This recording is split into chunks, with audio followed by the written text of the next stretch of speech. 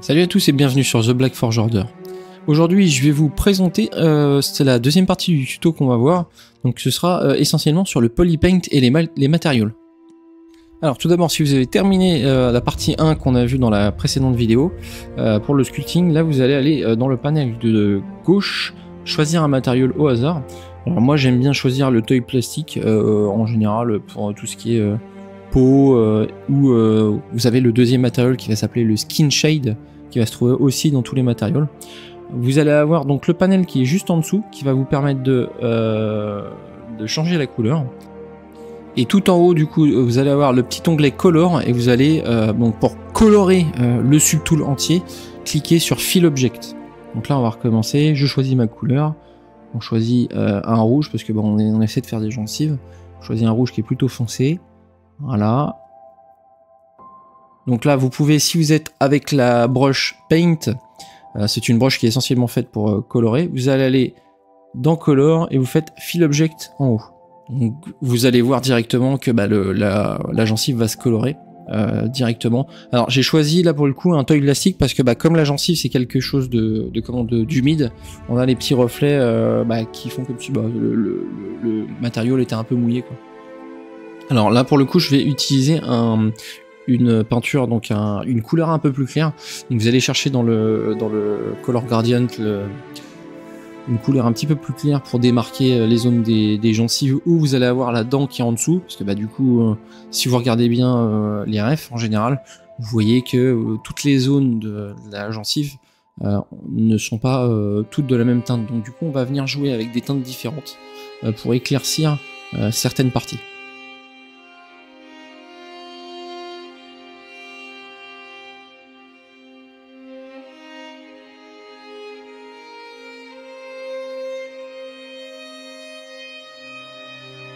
Vous pouvez venir jouer aussi avec une touche beaucoup plus foncée sur les coins, les plis de la gencive, ainsi que le dessous.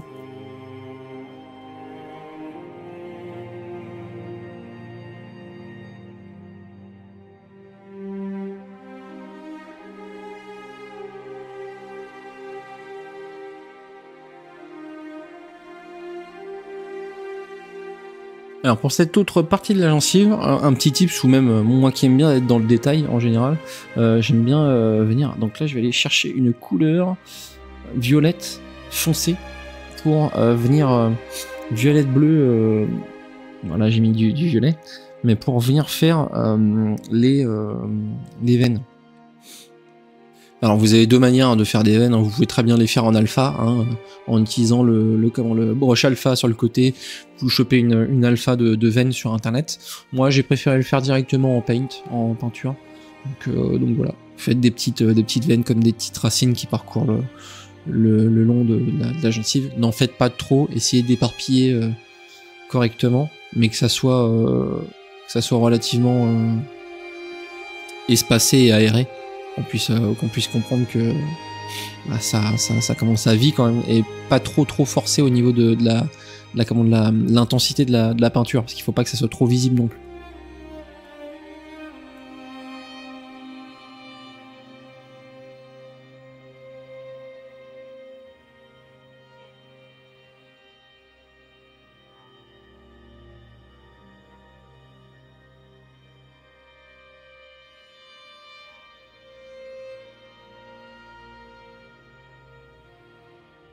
Alors sur cette partie on va plutôt passer sur les dents.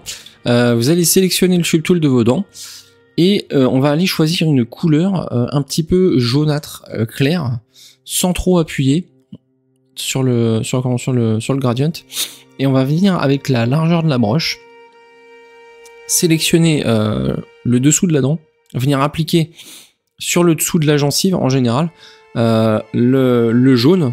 Vous pouvez l'appliquer sur une partie de la dent en fait, parce qu'après par la suite on va rajouter un peu de blanc sur le dessus, la pointe des dents, pour faire un espèce de dégradé de couleur.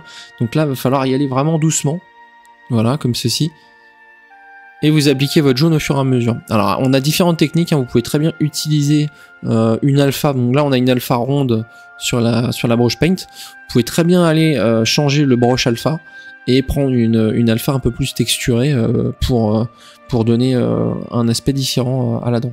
Donc le jaune, on l'applique à la racine de la dent et on essaie de remonter au fur et à mesure pour donner cet aspect de jaunissement, mais de jaunissement qui est normal en fait au final.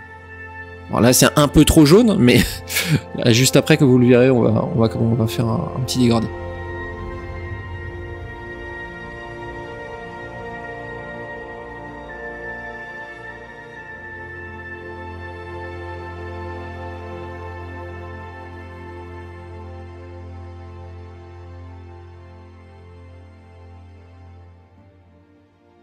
On appliquera notre troisième teinte au milieu pour justement venir dégrader cette teinte de jaune qui est plus foncée sur la racine et qui vous donnera au final donc du blanc sur la pointe, au milieu une teinte plus claire de jaune et une teinte plus foncée à la racine. Voilà. Donc si vous l'appliquez bien, normalement il devrait y avoir une couleur qui est beaucoup plus soft en général et qui s'applique mieux sur la dent.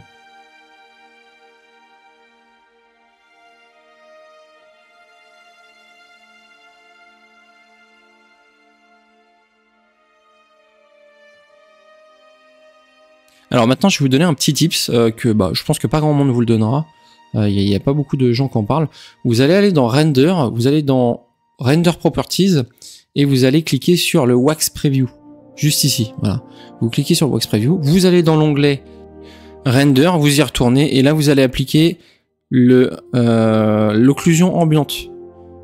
La Preview AO, donc Preview Occlusion Ambiante, vous appuyez sur Occlusion et vous allez voir en fait ça va vous créer une occlusion sur toute votre gencive, ce qui fait que ça va permettre beaucoup plus de réalisme. Vous allez ensuite dans Material, dans l'onglet Material, vous faites Wax Modifier et là vous allez augmenter la strength à 50 ou à 20, vous verrez selon votre bon vouloir et vous verrez qu'en fait ça va permettre de faire un petit effet de transparence. En fait, ça va vous créer une espèce de transparence comme un peu sur la peau. Ça fait du SSS, donc le SSS qu'on appelle en 3D Subsurface Scattering. Alors là, c'est un semblant de SSS, hein. C'est pas le vrai SSS, hein, qu'on soit bien d'accord. Donc dans cette partie, on va faire deux mèches différents. Vous allez dupliquer votre mèche, un pour le high et un pour le low. Vous allez aller dans Z-Remesher et vous cliquez sur Z-Remesh. Donc là, actuellement, ça charge. Je vais remesher donc mon modèle pour qu'il soit plus low, parce qu'en fait ce qui va se passer c'est qu'on va reprojeter les détails du high sur le low pour avoir moins de polygones et que ça soit beaucoup mieux réordonné.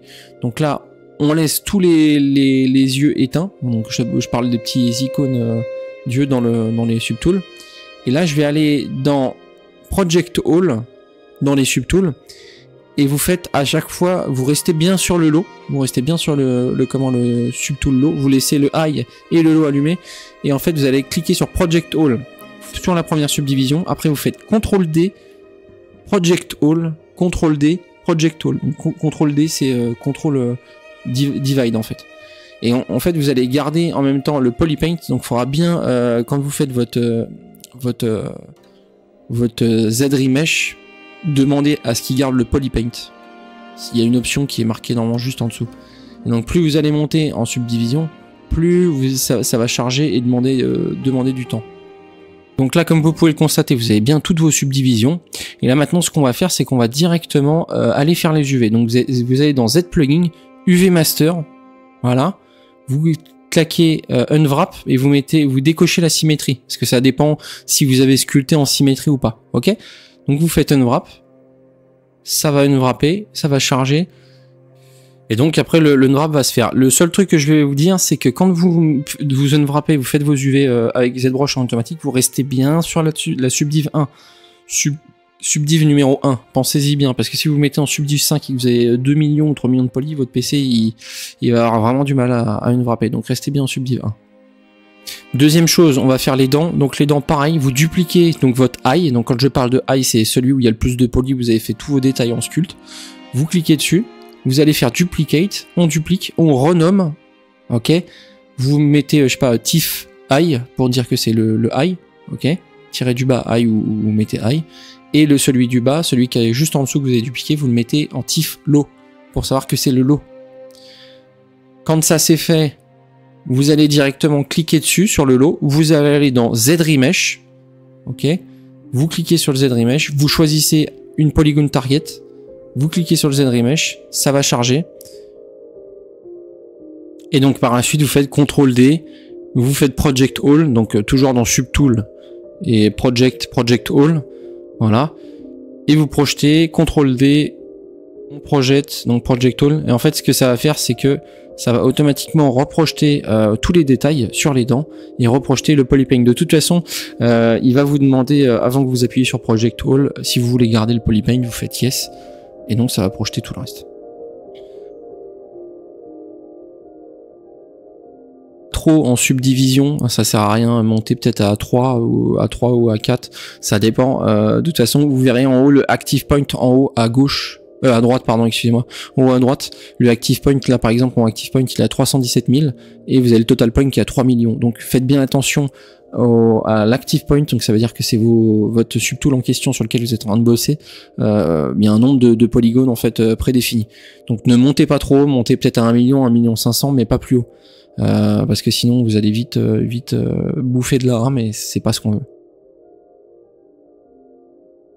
Voilà, je vous remercie d'avoir regardé cette vidéo, c'est tout pour le moment. Donc ça c'était la deuxième partie sur le polypaint.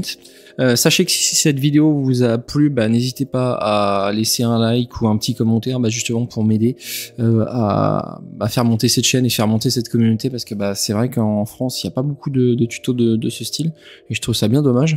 Donc voilà, si ça vous a plu, n'hésitez pas à me dire ce que vous en pensez et à ce que vous voudriez voir dans de prochaines vidéos. Je vous remercie et je vous souhaite une très bonne journée, à très bientôt, ciao.